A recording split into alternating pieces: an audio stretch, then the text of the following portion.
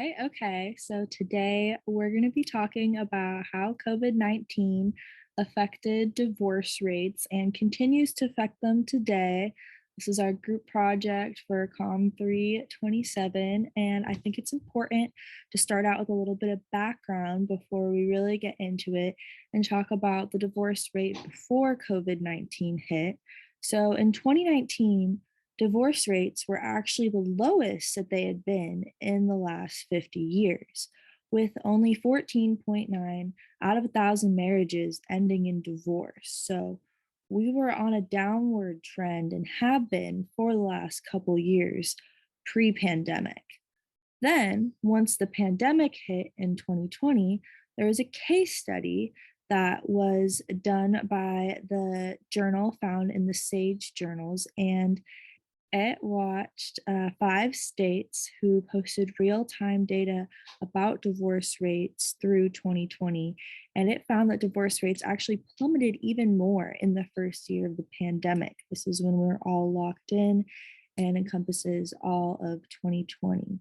Now, this was not, though, due to happy marriages, but rather being trapped where you are during lockdown, which leads us to some of the causes for not divorcing in 2020.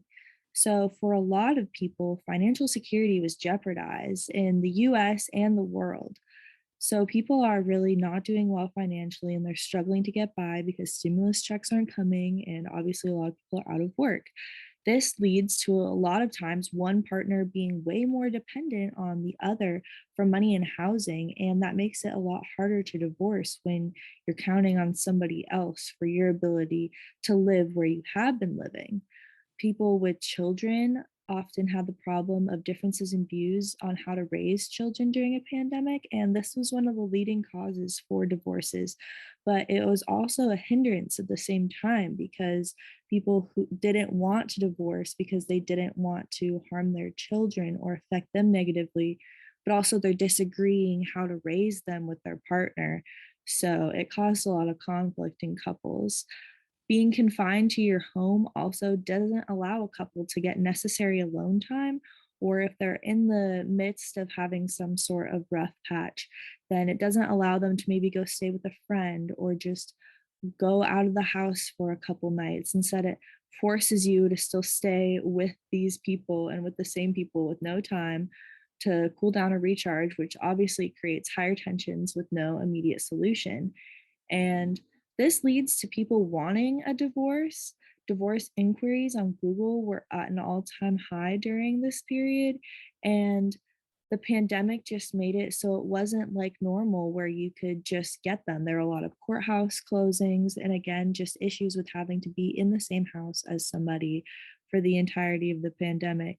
So, this created an interesting field for divorces to play out in the rest of the pandemic, which more effects and statistics will be said by my group mates. After talking about causes for not divorcing in 2020, we are going to jump into reasons for divorcing in the year of 2020 during the COVID-19 pandemic. One of the main reasons was a decrease in individual mental health. Based off of a study done by the Natural Library of Medicine, the results from the April through June questionnaire resulted in a decrease in overall physical and mental well-being, especially for employees who are working at home or from home. This caused work from home a decreased mental well-being because of the work-life blur, constant screen time exposure, and an increased stress for families with children. Another reason for divorces during 2020 was an increase in domestic violence. Using 911 call records, the National Library of Medicine measured a 12% increase on domestic violence and up to a 20% increase during work hours. Since employees were working at home, we are classifying work hours from 9 a.m. to 5 p.m. However, those hours did range according to people's individuals' work schedules from home. As well, when domestic abuse happens when children are present, It causes a negative effect for those children, mentally, emotionally, and academically. Many students were failing or struggling academically because of the problems happening at home because of the situation with their partners or their family. Another reason is the mixed reports for sex life. According to a study done by the National Library of Medicine, out of 2,149 participants, 49% had an improved sex life, 29% had a declining sex life, and 22% remained unchanged. With sex being a key part in many individual relationships, depending on an individual situation, the relationship could start declining or improving. That's the problem with this one. It is a mixed result. To build off of my group's previous slides regarding both aspects individually and within a relationship that have been affected by COVID, I would also like to discuss how the changes in routine due to COVID has affected the amount of perceived turbulence within a relationship. And specifically, this regards an idea of relational turbulence theory, which suggests that when a romantic partner interrupts everyday routines, they can increase the amount of emotional reactions to their spouse in regard to how they interfere with their routines, as well as the perceived amount of turbulence and strain within the relationship. So, this research study took a survey of 165 married couples during the April 2020 peak of the pandemic. This is a few weeks after a lot of stay-at-home orders had been put into place. And they specifically asked how much their partner interrupted their routine at this point and how it affected the relationship and the perceived state of their relationship.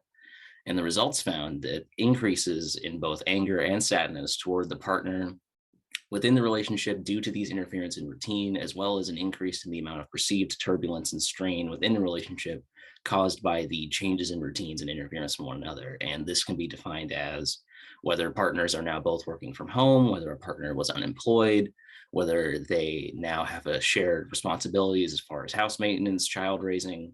A lot of different factors have changed due to couples having to be put back at home and spending an increased amount of time with each other, as well as intermingling their routines more than they already had been. And the conclusion found was that there needs to be a consideration for individual routines and communication within the relationship to mitigate these emotions during this challenging transition.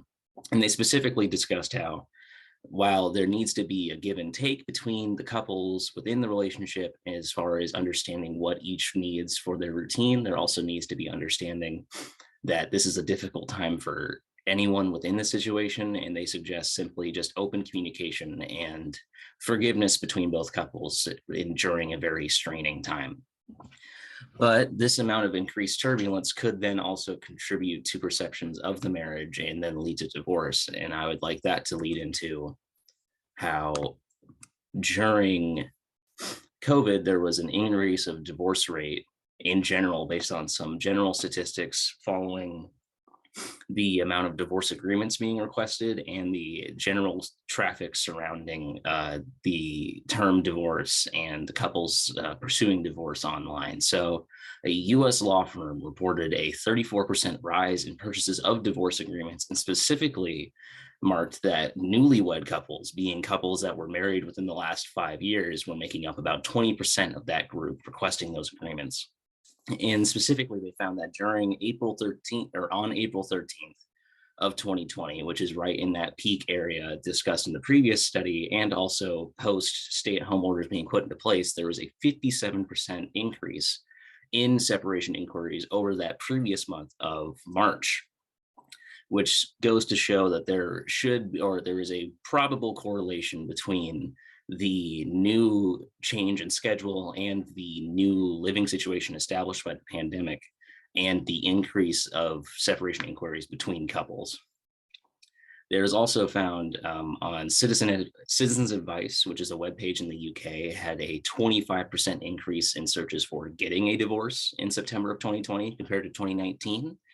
And they also marked several other search inquiries being searched more often, such as having troubles within a relationship and how to bring up ending a relationship were things that were also searched on Citizens Advice more often during that time period.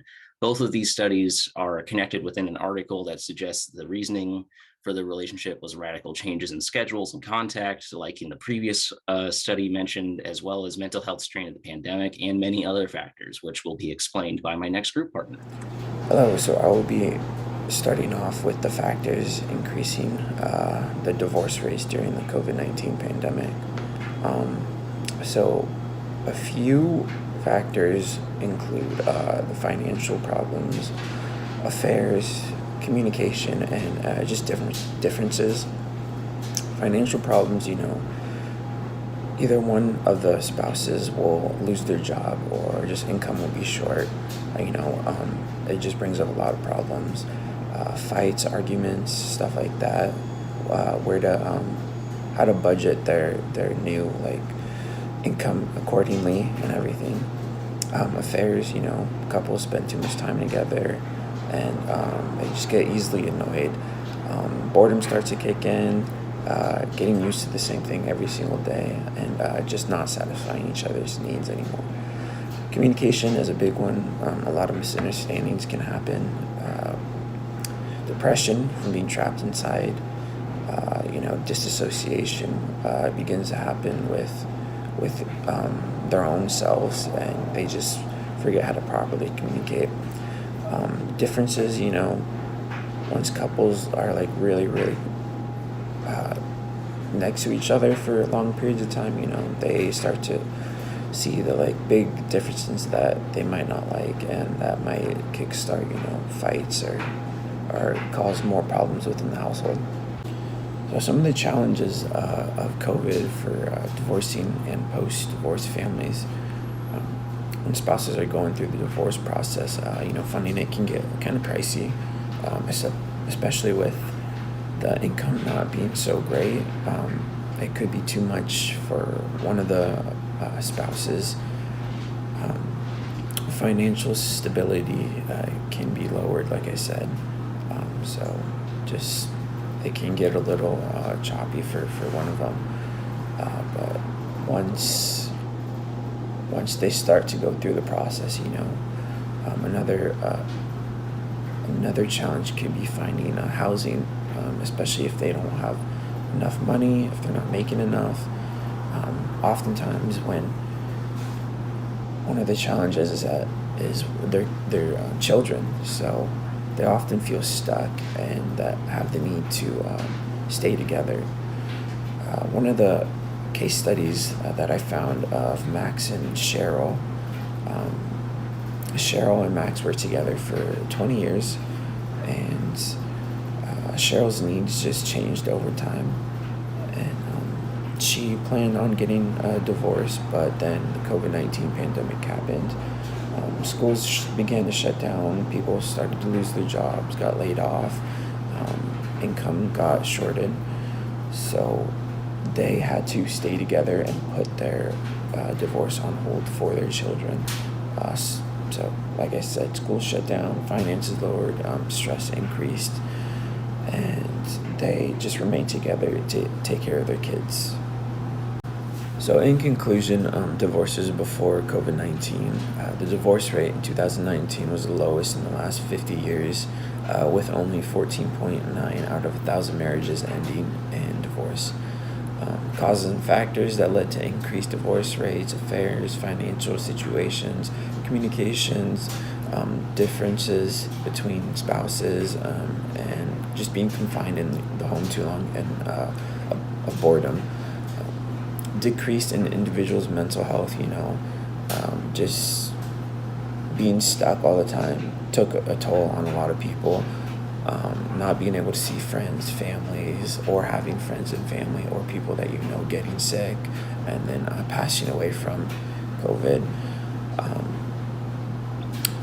Physical health, well-being, increase in domestic violence, the mixed reports for sex life during the lockdown, being together for too long, being bored, could possibly lead to just not communicating really well, which could lead to decreased sex life and leading to an unhappy relationship. the changes in routine during COVID, partners interrupting your daily lives and everything, things that you would once do without them, they are now included in your daily routine, and it just gets a little too much, and it just increases of sadness and anger could happen.